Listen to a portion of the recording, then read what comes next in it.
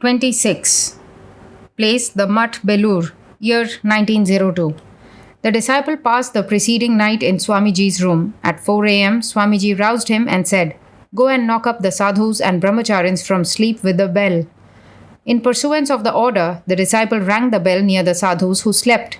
The monastic inmates hastened to go to the worship room for meditation.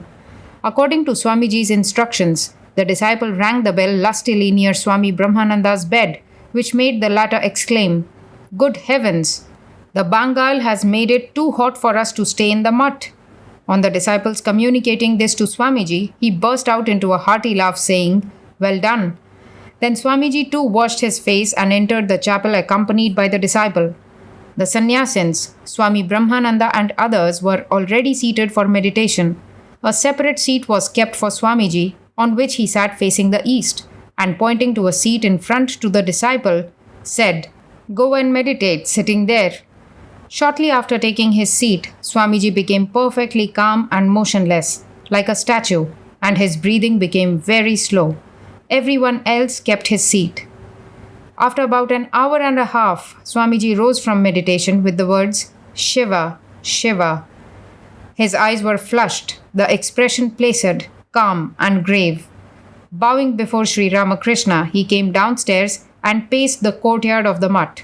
After a while, he said to the disciple, "Do you see how the sadhus are practicing meditation, etc. nowadays? When the meditation is deep, one sees many wonderful things. While meditating at the Baranagar mutt, one day I saw the nerves Ida and Pingala. One can see them with a little effort. Then when one has a vision of the Sushumna, one can see anything one likes. If a man has unflinching devotion to the Guru, spiritual practices, meditation, japa and so forth come quite naturally. One need not struggle for them. The Guru is Brahma, the Guru is Vishnu, and the Guru is Shiva himself." Then the disciple prepared tobacco for Swamiji, and when he returned with it, Swamiji spoke as he puffed at it. "Within there is the lion, the eternally pure, illumined, and ever free Atman, and directly one realizes him through meditation and concentration, this world of Maya vanishes. He is equally present in all, and the more one practices, the quicker does the Kundalini, the coiled up power, awaken in him. When this power reaches the head, one's vision is unobstructed. One realizes the Atman." Disciple: "Sir, I have only read of these things in the scriptures, but nothing has been realized as yet." Swamiji: "Kale Natmani Vindati is bound to come in time. But some attain this early and others are a little late. One must stick to it, determined never to let it go. This is true manliness. You must keep the mind fixed on one object, like an unbroken stream of oil. The ordinary man's mind is scattered on different objects, and at the time of meditation too, the mind is at first apt to wander. But let any desire whatever arise in the mind, you must sit calmly and watch what sort of ideas are coming. By continuing to watch in that way, the mind becomes calm, and there are no more thought waves in it. These waves represent the thought activity of the mind. Those things that you have previously thought deeply have transformed themselves into a subconscious current, and therefore these come up in the mind in meditation. The rise of these waves or thoughts during meditation is an evidence that your mind is tending towards concentration. Sometimes the mind is concentrated on a set of ideas. This is called meditation with vikalpa or oscillation. But when the mind becomes almost free from all activities, it melts in the inner self, which is the essence of infinite knowledge, one, and itself its own support. This is what is called nirvikalpa samadhi, free from all activities. In Sri Ramakrishna, we have again and again noticed both these forms of samadhi. He had not to struggle to get these states. They came to him spontaneously, then and there. It was a wonderful phenomenon. It was by seeing him that we could rightly understand these things. Meditate every day alone. Everything will open up of itself.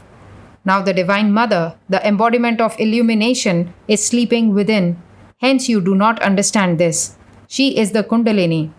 When before meditating you proceed to purify the nerves, you must mentally strike hard on the Kundalini in the Mooladhara, sacral plexus, and repeat, "Arise, Mother, arise." One must practice these slowly. During meditation, suppress the emotional side altogether. This is a great source of danger. Those that are very emotional no doubt have their kundalini rushing quickly upwards, but it is as quick to come down as to go up. And when it does come down, it leaves the devotee in a state of utter ruin. It is for this reason that kirtanas and other auxiliaries to emotional development have a great drawback. It is true that by dancing and jumping, etc., through a momentary impulse, that power is made to course upwards, but it is never enduring. On the contrary, when it traces back its course, it rouses violent lust in the individual. Listening to my lectures in America, through temporary excitement, many among the audience used to get into an ecstatic state, and some would even become motionless like statues. But on inquiry, I afterwards found that many of them had an excess of the carnal instinct immediately after that state. But this happens simply owing to a lack of steady practice in meditation and concentration. Disciple: Sir, in no scriptures have I ever read these secrets of spiritual practice. Today I have heard quite new things. Swamiji: Do you think the scriptures contain all the secrets of spiritual practice? These are being handed down secretly through a succession of gurus and disciples.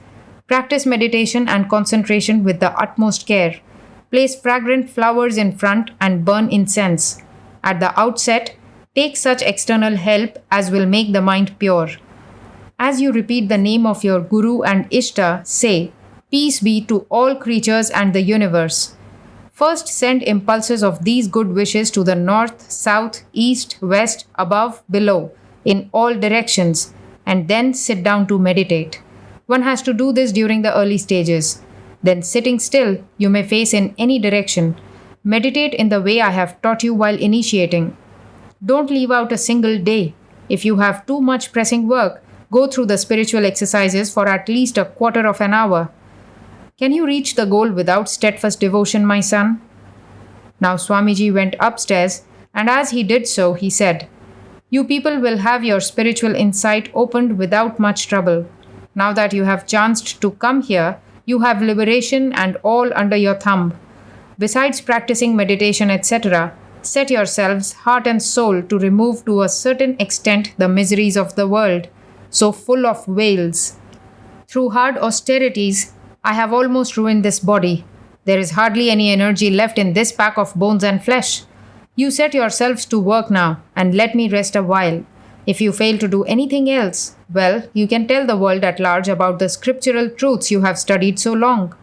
There is no higher gift than this, for the gift of knowledge is the highest gift in the world.